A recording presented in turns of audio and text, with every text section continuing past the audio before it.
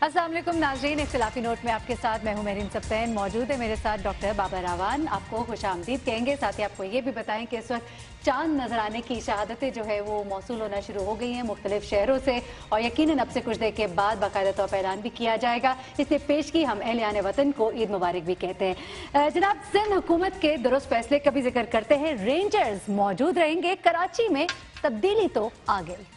कराची में operation cleanup तेज, साथ ही साथ सियासत भी तेज हो गई। आपको ये बताइए कि वफाकी सेक्रेटरी जनरल और वजीर से ज्यादा लेने वाला एक अरस्तू है, और वो कौन है ये आज के प्रोग्राम में आप जानिएगा। जनाब, रमज़ान शरीफ के इख्तिताम पर खुसूसी दुआ जो आप और हम मिलकर डॉक्टर बाबर रवान के साथ करेंगे, और अवाम की आवाज़ आप तक ज़रूर पहुँचाएंगे। हमारे ट्विटर्स, हमारा आज का प्रोग्राम। बाबर साहब, सबसे पहले तो ज़रा बात कर लेते हैं। अब चांद नज़र आने की शहादतें भी मौसूल हो रही हैं, यकीनन पूरे मुल्क में ईद भी होगी। आप भी अहलियान वतन को कुछ कहना चाहेंगे? ईद मुबारक, और अल्लाह ताला आपके रोज़े कबूल करे। अल्लाह ताला आपकी सही कोशिश, काविश, आपकी कुर्बानी जिसने किसी दूसरे को रोज़े रखवाए उस सब को कबूल करे। और अल्लाह ताला इस वतन को, इस सरज़मीन को शाद और आबाद रखे। ईद खैर से गुजरे। और ये जो फरवर था और ये जो जज्बा था, मेरी ये भी दुआ है कि ये आने वाले 11 महीनों में भी इसी तरह अगले रमज़ान से पहले मौजूद रहे। चलो ठीक है, आमीन, हम सब की यही दुआ है बाबर साहब। अच्छा ये बताइए, अभी हमने बात की कराची की, और कराची में हमने बात की कि सिंध हुकूमत दुरुस्त फैसला है, रेंजर्स यहाँ पर रहेंगे, कराची में तब्दीली आ रही है, क्वेश्चन मार्क। जी, मेरा ख्याल है बिल्कुल दुरुस्त फैसला है। अच्छा, और उसका सबब है, आपको याद है कि रेंजर्स को एक दफ़ा थोड़े अरसे के लिए निकाला भी गया था। फिर गवर्नमेंट्स जो हैं, निकाला गया से मुराद ये है कि जब उनको देने की बजाय जिम्मेदारी आपने, एक वक्त ऐसा था कराची में जो लोकल गवर्नमेंट्स के इदारे थे जनरल मुशर्रफ साहब के दौर में, उनके पास काफ़ी सारे इख्तियारात गए। उसका नतीजा जितना अलमनाक निकला कराची अभी तक भुगत रहा है। एक पहलू इसका ये था। एक इसका दीगर पहलू भी है, और वो ये है कि इस वक्त कहते हैं कि घोड़े और जर्नैल जंग के दौरान तब्दील नहीं किए जाते। सही। जनरल कियानी को जो एक्सटेंशंस मिली थी उनके पीछे यही एनोलॉजी थी कि जंग के दरमियान अगर आप जर्नैल तब्दील करेंगे या घोड़ा तब्दील करेंगे तो जंग उस तरीके से जो पेस बनी हुई है और एक सिंबलिज्म जो है वो फिर टूटता है या वो धुंधला जाता है। इसलिए इस वक्त कराची में पहली दफ़ा, मैं ये बात बहुत लंबे अरसे से कहता रहा हूँ, लिखता रहा हूँ, बोलता रहा हूँ कि सियासत को छोड़ के एक दफ़ा कराची का मसला हल करने की कोशिश की गई तो कराची का मसला हल हो जाएगा। अब ये जो आप शोर शराबा देखते हैं, आप देख लें कि कराची को कहते हैं 2.5 करोड़ का शहर है। कितने लोग शोर के लिए निकलते हैं? सही। कितने लोग हैं जो नाखुश हैं, और कितने लोग हैं जिनको परेशानी है? जिनको परेशानी है उनकी परेशानी के 2 असबाब हैं। एक तो ये है कि जेन्युइनली पहली दफा जो मुतवाजी मैशत और मुतवाजी रियासत खड़ी कर दी गई थी, एक शहर को जंगल बना दिया गया था, वो टूट रही है। जब वो टूटेगी तो जाहिर है किसी के पेट पे लात पड़ेगी, जाहिर है किसी के खजाने बंद होंगे, जाहिर है किसी की सप्लाई लाइन डॉलरों की रुकेगी, जाहिर है किसी जो फैक्ट्रियां लगी हुई थी ना डॉलर छापने की या रियाल छापने की या पाउंड स्टर्लिंग छापने की, और जो फैक्ट्रियां लगी हुई थी ना, फैक्ट्रियां बनाने की, जो फैक्ट्रियां लगी हुई थी प्लॉट बनाने की, जो फैक्ट्रियां लगी हुई थी बिल्डिंगें बनाने की, जो फैक्ट्रियां लगी हुई थी माल बनाने की, वो फैक्ट्रियां सारी रुक जाएंगी। सही। जो 2 काम हैं वो रियासत उनको कॉम्प्रोमाइज नहीं कर सकती। एक तो ये है कि लॉ एंड ऑर्डर जिसको कहते हैं ना, इसको कानून की जुबान में कहते हैं कि लेजिटिमेट राइट ऑफ वायलेंस, यानी जो कुव्वत है उसके इस्तेमाल के जरिए से मुआशरे को दुरुस्त रखे, ये स्टेट का राइट है, ये रियासत का राइट है, ये हुकूमत का राइट है। no doubt। ये इस्टेब्लिशमेंट जो होती है किसी भी मुल्क में, मुख्तलिफ तरह के निज़ाम है, एक तरह का नहीं है, ये उसका राइट होता है। अच्छा, दूसरा ये है कि लोगों के दरमियान मुआशी अदम तवाजुन को बैलेंस के करीब रखना या बैलेंस करके रखना, ये भी रियासत का काम होता है। ये दोनों खराब हो गए थे। एक पहलू हमने पहले बयान किया, एक दीगर पहलू ये सामने आ गया। अच्छा, कराची आपने कहा कि तब्दीली आ गई या नहीं आ गई। कराची के लोगों को आप देखें ना जी, कराची में तब्दीली तो आ रही है। तब्दीली क्या है? तब्दीली ये है कि माफियाज की हुकूमत खत्म हो जाए, लोगों को जो एक्स्ट्रा जुडिशल किलिंग है جس میں ٹی ٹی شامل تھا، جس میں کلاشنکوف شامل تھی، جس میں بوری شامل تھی، جس میں دہشت و وحشت شامل تھی. اب سکون میرے خیال میں ایک 90 ڈگری تبدیلی آئی ہے. اور یہی وجہ بات صاحب کہ طرف چل عوام پڑی جو ہے وہ صورتحال. بہت حد تک اس کے حق میں بھی ہے. اچھا، آپ نے ایک اور بات کہی تھی، آپ نے کہا کہ شور ہو رہا ہے اور شور ہوگا. سیاست میں شور بھی بڑھتا جا رہا ہے، کراچی کی سیاست کی اگر ہم بات کرتے ہیں. میرے خیال میں تو میرے اپنے one can disagree with me always, لیکن یہ جو شور ہے یہ کم ہو رہا ہے. شور تو یہ تھا کہ ایک سال میں 3500 یعنی 3500 550 شہری مارے گئے. کوئی ایف آئی آر درج کرنے کے لیے تیار نہیں تھا، کوئی ان کو پکڑنے کے لیے تیار نہیں تھا مجرموں کو. اب مجرموں کی پناہگاہوں تک اگر بات جا رہی ہے تو وہ ایکشنبل انٹیلیجنس کی بنیاد کے اوپر. ایک بات میں یاد کرا دوں آپ کو، بڑے بڑے لوگ پکڑے گئے، کراچی میں پکڑے گئے، باقی جگہ پکڑے گئے. اگر میٹیریل صحیح نہیں ہوگا پروسیکیوشن کے پاس، اگر گرفتاری کی وجوہات درست نہیں ہوں گی تو عدالتیں بیٹھی ہوئی وہ ضمانت دے دیں گی. عدالتیں بیٹھی ہوئی ہیں، وہ بری بھی کر سکتی ہیں. ان بری کرنے کے اوپر ہمیں اعتراضات بھی ہوتے ہیں، اس کے باوجود عدالتیں تو موجود ہیں. صحیح. اس لیے ایک جو خاص بات تھی وہ یہ تھی کراچی کے حوالے سے کہ لوگوں کو امید ٹوٹتی جا رہی تھی. اب امید لگتی جا رہی ہے، لوگوں کی امید بندتی جا رہی ہے. یہ اس کو تبدیلی کہتا ہوں. اچھا، اس کے ساتھ ہی ایک اور تبدیلی بھی ہے جو سندھ کی گورنمنٹ کے اندر نظر آئی ہے، اور اس تبدیلی میں بہت بڑا رول تھا جو بلاول آئے اور انہوں نے جو میٹنگز کی اور اس کے بعد جو گو ہیڈ ملا، اور اس تبدیلی کے بھی کچھ علامات سامنے آئی ہیں. وہ بھی قوم سے اچھی بات ہے، اس لیے شیئر کر لینی چاہیے. سب سے پہلی علامت تو یہ آئی ہے کہ بہت بڑے پیمانے پہ بیوروکریسی، 10 ضلعوں کے ڈپٹی کمشنر بدل گئے.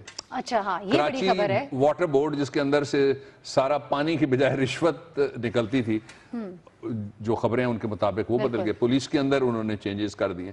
یہ ایک اور جو سٹیٹس کو تھا اس کو توڑنے کے لیے جو ہے انہوں نے ہٹا دیے. اچھا، یہ ساری جو تبدیلیاں ہیں بیوروکریٹک اور ایڈمنسٹریٹو، ان کا مطلب یہ ہوا کہ اس وقت سندھ کی حکومت نے راستہ دیا ہے اس تبدیلی کو جو رینجرز کے ذریعے سے آپریشن کلین اپ میں آ رہی ہے. اچھا، اس کا ایک اور پہلو بھی ہے اور ایک اور منظرنامہ بھی ہے جس پہ ہمیں دھیان رکھنا ہوگا. وہ یہ ہے کہ ہم نے خود کہا تھا، ہم نے کہا کہ خدشہ اس بات کا ہے، جب یہ بات جب ہم رینجرز کے اختلافی نوٹ میں ہم نے کہی تو تب 25 دن صرف باقی رہ گئے تھے کہ رینجرز رہیں گے یا نہیں رہیں گے. اور یہ اس لیے ہم نے وہ فائرنگ، میں نے کہا تھا کہ ہم ایک شاٹ فائر کر رہے ہیں اور یہ توجہ دلانے کے لیے، اس کو آپ توجہ دلاؤ، کال اٹینشن بھی کہہ سکتے ہیں.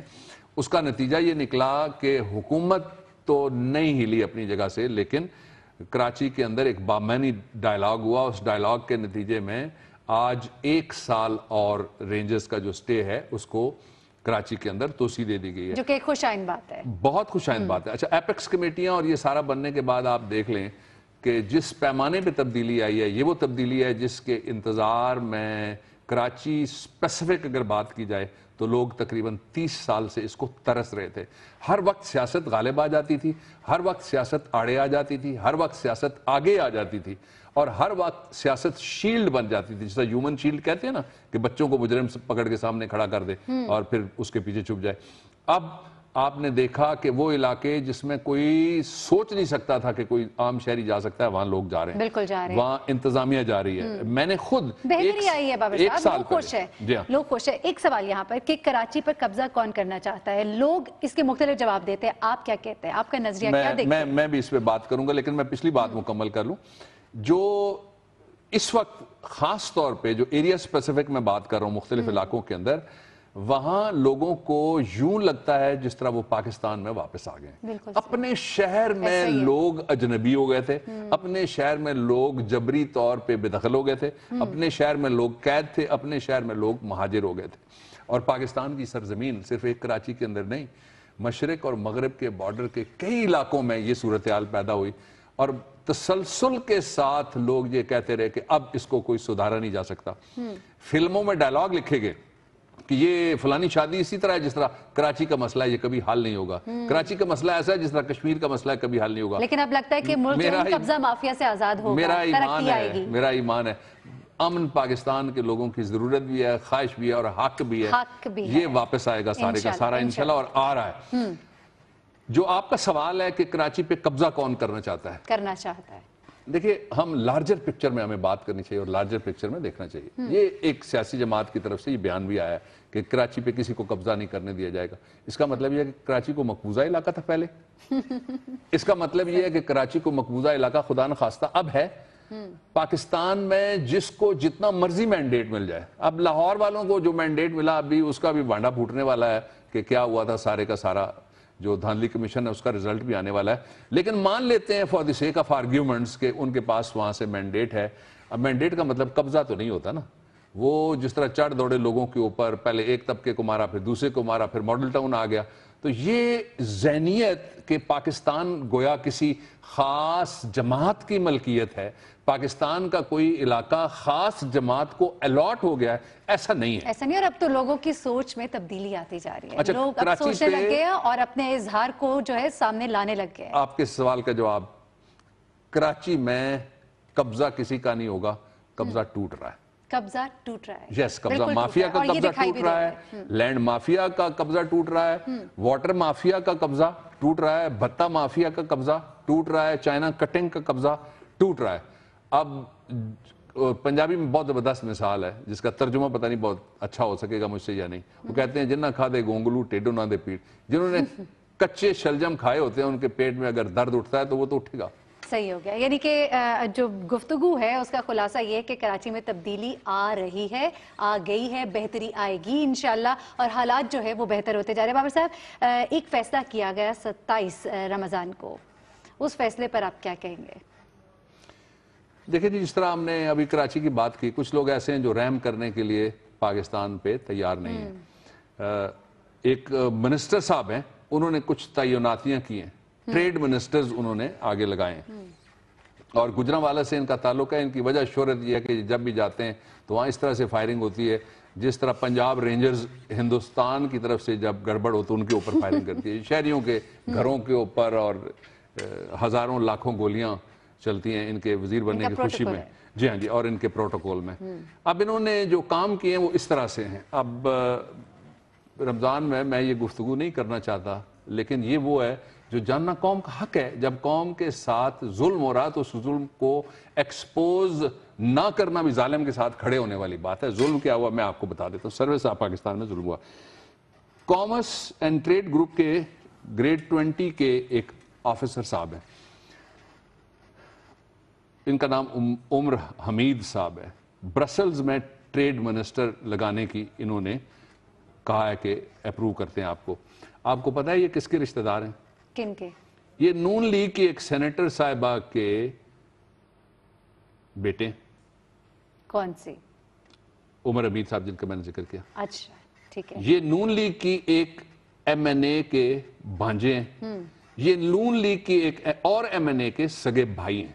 اب دیکھیں نا, میرٹ تینوں طرف سے اتنا زوردار حملہ ہوا میرٹ کا کہ ان کی تعیناتی ہوگی گریڈ 20 کے افسر کی, اور کوئی ایسا نہیں لگ سکا جو میرا اور آپ جیسا ہے جس کا کوئی رشتہ دار منسٹر ہے, جس کی کوئی والدہ یا خالہ یا بہن یا بھائی یا جس کا کوئی چچا یا ماموں پارلیمنٹ کے اندر بیٹھا ہوا ہے. یہ تعیناتی نمبر 1 ہے جی, میرٹ کی حد ہو گئی. دوسری جو میرٹ کی حد وہ ہے ڈی ایم جی گروپ کے افسر طارق وقار بخشی صاحب ہیں. یہ جینوا میں ٹریڈ منسٹر ان کو اپوائنٹ کیا گیا ہے, اور یہ ایک سابق وفاقی سیکرٹری تھے وقار بخشی صاحب, ان کے بیٹے کیریئر بیوروکریٹ کے بیٹے. لیکن اب ان کے لگانے کی جو وجوہات اسلام آباد کے اندر جو بیوروکریٹ ہمیں بتاتے ہیں وہ یہ ہیں. پہلی وجہ کہتے ہیں جی کہ یہ ایک سینئر بیوروکریٹ جو سرونگ ہیں ان کے رشتہ دار ہیں, نمبر 1. دوسرا, یہ الیکشن کمیشن کے ایک انتہائی اہم عہدیدار کے داماد ہیں, نمبر 2. اور ایک سیکرٹری پیٹرولیم ہے, یہ کہا جا رہا ہے کہ ان کے برادر ان لا بھی ہیں. یہ دوسری میرٹ کی دھجی بکھیری گئی. تیسری, علی طاہر صاحب ہیں, یہ ایڈمنسٹریٹو گروپ میں گریڈ 20 کے یہ آفیسر تھے. واشنگٹن میں انہیں لگایا گیا, ظاہر ہے ٹریڈ منسٹر لگے تینوں. یہ ایشین ڈیولپمنٹ بینک کے مستقل جو مندوب ہیں, اچھا, یہ ان کے کازن ہیں. اور یہ بورڈ جو تھا اس کی سربراہی کون کر رہا تھا؟ وہی جو گجرانوالہ میں جا کے فائرنگ کروانے والے خرم دستگیر صاحب. کبھی تعلیم آپ کی قابلیت جو ہوتی تھی وہ ان تمام تر پوزیشنز پہ تقرریوں کی وجہ بنتی تھی، اور اب آپ کی تعلق داریاں بنتی ہیں. اس سے اگلی بات بتا دوں. اگلی بات آپ بتائیے گا، وہ ارسطو کا بھی بتائیے گا. وہ ارسطو کون ہے جو زیادہ تنخواہیں لے رہا ہے؟ کس سے زیادہ؟ ہمارے وفاقی سیکرٹری سے زیادہ، ہمارے جرنیلوں سے زیادہ؟ بابر صاحب، اس ارسطو کا آپ نے ضرور ذکر دیکھیں، جو کیا. میرے پاس معلومات ہے نا، جو پاکستان کی مسلح افواج کے سربراہ ہیں ان کی بھی تنخواہ تقریباً بائن لاکھ 2 لاکھ کے قریب ہے. اچھا. جنرلز جو ہیں وہ 1,80,000 کے درمیان، کوئی میجر جنرل لیفٹیننٹ جنرل میں تھوڑا بہت فرق بھی ہے تنخواہوں میں. وفاقی سیکرٹری جو ہیں وہ بھی اتنا ہی ہے. مونیٹائزیشن کے ذریعے سے کچھ پیسے ان کو ملتے ہیں، لیکن وہ بھی اتنی تنخواہ ہے. 5 لاکھ روپے تنخواہ. اور جس دن سے تعیناتی ہوئی اس دن سے پچھلی بھی تنخواہ. اور افسوس یہ ہے کہ وہ کہتے ہیں جی مجھے 1 عدد نئی گاڑی ملی ہے. یہ محکمہ پتہ ہے کیا ہے؟ کیا؟ یہ کوئی وزارت نہیں ہے. اچھا. یہ کوئی وزیر اعلیٰ کا دفتر نہیں ہے جس کے اوپر کوئی دفتر کھولا گیا. یہ وزیر اعظم کے دفتر کے اوپر کوئی دفتر نہیں ہے. یہ وزیر اعظم سے بھی زیادہ تنخواہ ہے. یہ وزیر اعلیٰ سے بھی زیادہ تنخواہ ہے. یہ گورنروں سے بھی زیادہ تنخواہ ہے. یہ جو متروکہ وقف املاک ہیں، ایویکیو ٹرسٹ پراپرٹی، یعنی جو مہاجرین چھوڑ کے چلے گئے، جو پاکستان کی لاوارث پڑی ہوئی ہیں زمینیں اور مکان اور جائیداد اور دکانیں، ان کو سنبھالنے کا کام کرنے یہ کے ان کو لیے سنبھالیں گے. یہ تنخواہ ہے جی. اب آپ انتظار کریں کہ کیا اس میں کوئی سو موٹو نوٹس آئے گا. ٹھیک ہے. یہ جو آج ہم نے بات کی، آج کل نیب بڑا ایکٹیو ہوا ہے نا، تو 4 کیس تو یہ ہم نے بتا دیے، 3 یہ اور 1 یہ. صحیح. میرٹ کی دھجیاں کس طرح سے؟ نیپوٹزم. ہاں بالکل ٹھیک. میرٹ کی دھجیاں کس طرح سے اڑائی گئی، یہ تو ہم نے آپ کو بتایا. یہاں پہ بریک لیں گے، اور بریک سے جب ہم واپس آئیں گے تو پھر ہم ذکر کریں گے رمضان المبارک کا، جو کہ خود احتسابی کا مہینہ ہے. اس میں ہم نے کیا کھویا، کیا پایا، یہ جانیے گا ایک بریک کے بعد.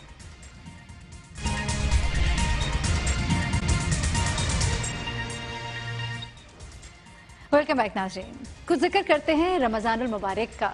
رمضان المبارک 11 مہینوں کے بعد یہ 12واں مہینہ اور خود احتسابی کا مہینہ. بابر صاحب کیا کہیں گے اس پر؟ کیا کھویا، کیا پایا؟ دیکھیے، رمضان شریف کی ڈیفینیشن سارے جانتے ہیں.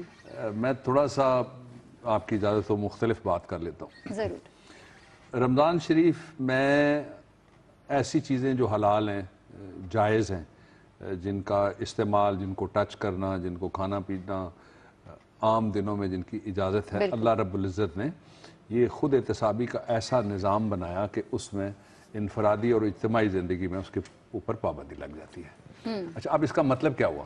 اس کا مطلب یہ ہوا کہ قدرت کاملہ نے انسان کی 3 طرح سے پوری انسانیت کی ایک فائن ٹیوننگ کے لیے مہینہ ایک رکھ دیا. خود احتسابی کے عمل کی میں بات کر رہا ہوں.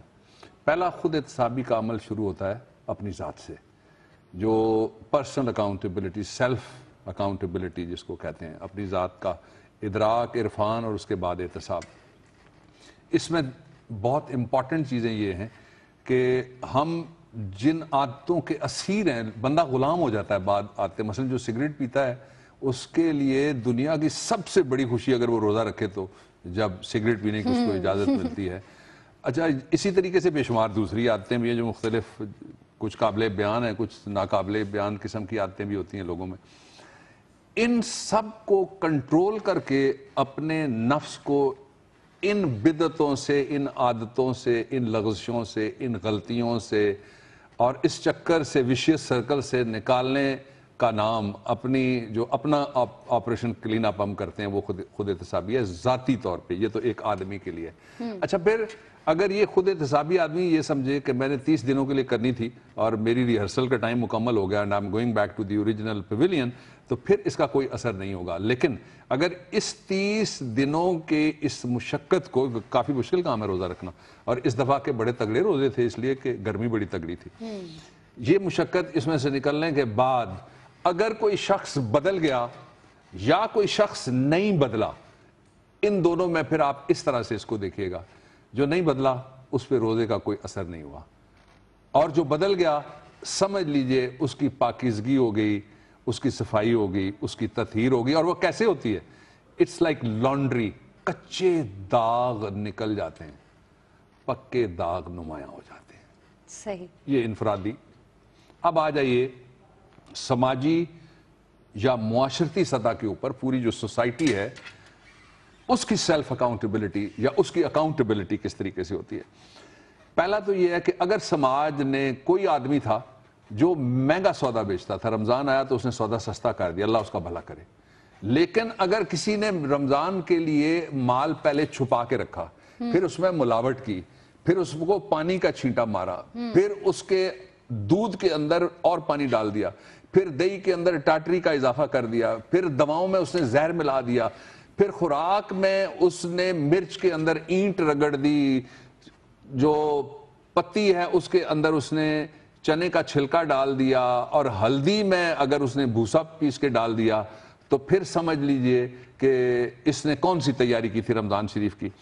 یہ ایک پہلو ہو گیا. دوسرا یہ ہے کہ اگر سماج نے لوگوں کے لیے اپنے جو ہم نفس ہیں ان کی صدی میں, ان کے عرصے میں, ان کے علاقے میں, ان کے ملک میں, ان کے سماج میں, ان کے محلے میں, ان کے رشتے میں, ان کی برادری میں, ان کے خاندان میں, ان کے گھر میں جو لوگ ہیں, اگر ان کی زندگی میں آسانیاں پیدا کی. میں ایک حدیث سی پڑھ رہا تھا, حضور محترم صلی اللہ علیہ وآلہ وسلم نے ارشاد فرمایا کہ جو آپ کی شریک حیات ہے رمضان شریف میں اور گھر والے ہیں, ان کا خرچہ بڑھا دو, اچھا, ان کا ہاتھ کھلا کر دو, ان کو اور پیسے دو.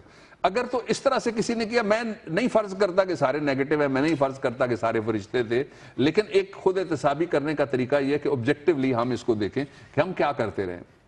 کیا اس معاشرے میں جو ضرورت مند تھے ان تک سارے پہنچے؟ کیا اس معاشرے میں مہنگائی کم ہوئی رمضان شریف کے مہینے میں؟ کیا لوڈ شیڈنگ کم ہوئی؟ لوگوں کی زندگیوں میں آسانیاں آئیں؟ اگر نہیں آئیں تو اس کو میں اس اعتبار سے ایک ناکام معاشرہ میں ججمنٹ دینے کی پوزیشن میں آ جاؤں گا. اگر ایسا نہیں تھا تو پھر یہ کامیاب معاشرہ ہوگا. اب تیسرا آ جاتا ہے ایک اور لیول جس کو اہل حکم اور جس کو کہتے ہیں اولو الامر منکم, جن کے پاس آپ میں سے اختیار آ گیا یا اقتدار آ گیا, یا جو وسائل کے سوتوں کے اوپر جا کے اور ذرائع کے اوپر جا کے بیٹھ گئے, ملک کے حکمران, ملک کے مینیجرز. کیا وہ لوگوں کے حالات اس مہینے میں تبدیل کرنے میں کامیاب ہوئے؟ یہ بڑی خود احتسابی کے بعد سماج کی احتساب کی بات ہوئی ہلکی پھلکی, اور پھر تیسری ہے حکمران کے احتساب کی بات. ان کو پوچھنے والا کوئی نہیں ہے, اللہ تعالیٰ تو لازماً دیکھ رہا ہے, صحیح, اور ان کو احتساب کرنے والا بھی کوئی نہیں. یہ بات طے شدہ ہے پاکستان میں, جو کچھ ہوتا ہے سب نمونہ, سب فرضی, سب نقلی, سب نمائشی, سب کاسمیٹک ہوتا ہے. لیکن ایک احتساب ہوا ہے جس سے کوئی بچ ہی نہیں سکتا, اگر وہ 100 سال بھی عمر کسی کی ہو نا. تو اس پٹوار کے علاقے کا ایک شاعر تھا, اس نے سارے مذاہب کو رکھ کے اور سارے طبقات کو رکھ کے ایک پٹواری اور ہند کو اور ہزارہ کی لینگویج میں, پہاڑی بھی آتی ہے اس میں, ایک شاعری کی صنف ہے جس کو کہتے ہیں سی حرفی, اور اردو میں اس کو آپ ہائیکو کہتے ہیں. اس پہ اس نے کہا کہ ملا ملوانے سب علم والے, پنڈت پوتھیاں پڑھ پڑھ گیان مر گئے. اچھا, کہ جتنے بھی سارے مذہب کے بڑے بڑے ہیں نا, یہ اپنی اپنی ساری تبلیغیں اور خطبے دینے کے بعد اور لوگوں کو اپنے اپنے بھاشن دینے کے بعد انجام کیا ہوا؟ مر گئے. ملا ملوانے سب علم والے, پنڈت پوتھیاں پڑھ پڑھ گیان مر گئے. کاروں بادشاہ قبراں پٹائے دیتیاں, وہ بھی دولت دا کر کر سامان مر گئے. کاروں وہ تھا جس نے قبریں اکھاڑ اکھاڑ کے زیورات لوگوں کے نکالے اور وہ خزانہ جمع کرتا رہا. اور ریسی رب دا نام غریب چندہ حاکم, حکم کر کر بے نشان مر گئے. آپ دیکھ لینا جہانگیر کا مقام کدھر گیا, شیخو پورا ہرن منار, ٹھیک ہے جی. اب جانا ہے اور اس احتساب سے ہم بچ نہیں سکیں گے, لیکن ایک احتساب ضرور کرنا چاہیے سماج کا, سماج کو, ہماری ذات کا, ہماری ذات کو, اور ہماری حکومت کا, ہمارے عوام کو اور اداروں کو, کہ کیا اس مہینے میں یہ لوگوں کو کچھ دینے میں کامیاب ہوئے, یا اپنی جیبیں بھرتے رہے, اپنے پیٹ وسیع کرتے رہے, ڈالر باہر جاتے رہے, کمائی کرتے رہے, غریب کو کچھ ملا یا نہیں ملا. بالکل صحیح. رمضان المبارک جو ہے یہ تو اختتام پذیر ہوا, لیکن اس کی روح کو ہم پورا سال اپنے ساتھ رکھ سکتے ہیں, اور کس طرح, جیسے کہ بابا روان صاحب نے بھی کہا کہ خود احتسابی کا عمل جو ہے یہ پورے سال جاری رہنا چاہیے, اس مہینے میں بھی اور باقی مہینوں میں بھی. یہاں بریک لیتے ہیں, بریک سے جب ہم واپس آئیں گے تو ہم بات کریں گے اپنے عوام کی, اپنے عوام کی آواز ٹویٹرز بھی ہم آپ تک پہنچائیں گے, ساتھ ہی ساتھ آپ کو یہ بھی بتائیں گے کہ چاند رات پہ وہ کون لوگ ہیں جن کو ابھی تک تنخواہ بھی نہیں ملی. ہمارے ساتھ رہیے گا.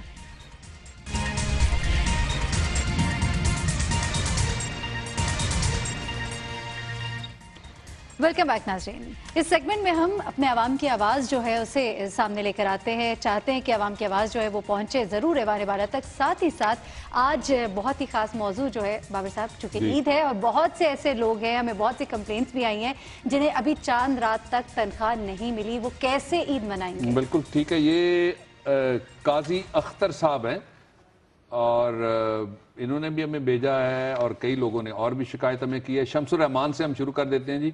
वो कहते हैं कि मुझे मुखातिब करके शिकायत भेजिए, आप भी बड़े शहरों की बात करते हैं, रावलपिंडी वगैरह, जनूबी पंजाब का भी जिक्र करें, कभी पिंडी से भी ज़्यादा बुरा हाल है।